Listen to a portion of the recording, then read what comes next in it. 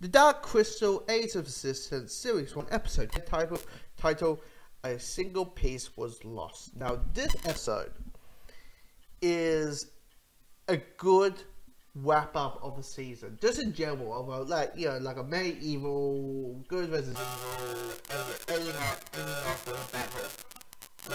And you're just leading up to the battle. You got the setup, you got the battle, and then you got the aftermath. And I will say this, the setup of it, if it wasn't in with the Staxies, it went a little bit too, like, la, if that makes sense. And I'm like, you're going to battle. Some characters might not live. This might be the last time you can guys have a cup of tea together. Like, why are you guys all, like, going la. Anyway, why don't we hit the battle? Thinking, okay, you try to do the big epic, showdown with puppets. Puppets as imitations. And they pretty do well. I mean, they do the whole, like, there's a character who, a sword is in the ground, they jump onto the sword and climb on the Staxies' back. It's those type of things. There's the female, Greckley's, fly, because that's the female ones have wings and they fly and drop bombs and that kind of thing. That's kind of a cool way to handle it's like knowing your limitation.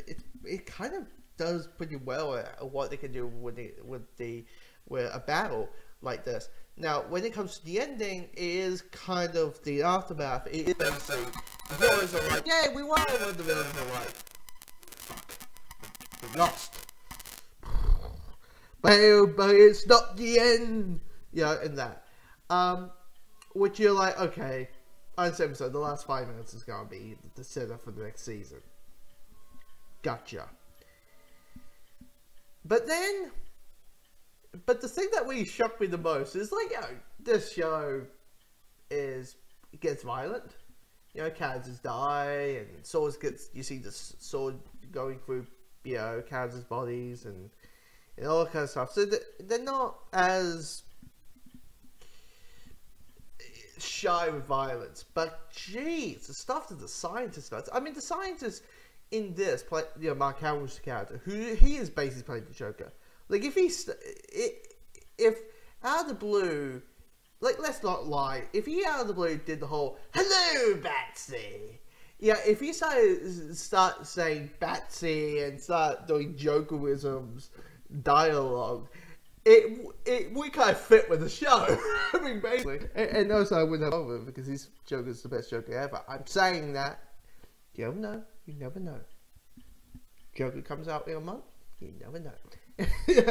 Anyway, but his character is, you can finally, like, okay, the scientist is the sword and the stick. People think he's the coward, and now frustration, he is getting more violent and more vicious, and he bashes like one of those slaves who mouth gets shut with a pipe. The scientist beats their head in. And you're like, oh, and they do the whole boom, boom, boom, boom. And you're like, whoa. Like here's the thing, the Dark Crystal is known, like, the movie is known to be like, a fantasy, maybe, that you can show the kids. And it's family safe kind of thing. And it's probably, gets a PG way because it is puppets. So on the same episode, there's this concept of, like, okay, it might be a TV, this show might be appropriate for kids. Maybe for the age of 10. Maybe 8, earliest. The youngest. Because depends how your child can handle gore and blood and violence and all that kind of stuff. But this episode kind of like head get exploded. It's it's one of those, like, whoa, what's happening? This is insane with the violence. But yeah, I mean, this episode, it's a good wrap up. I'm not going to watch season 2 just because, listen to all the other reviews I have done with the show. I haven't been fond with it. I haven't understand the hype with it.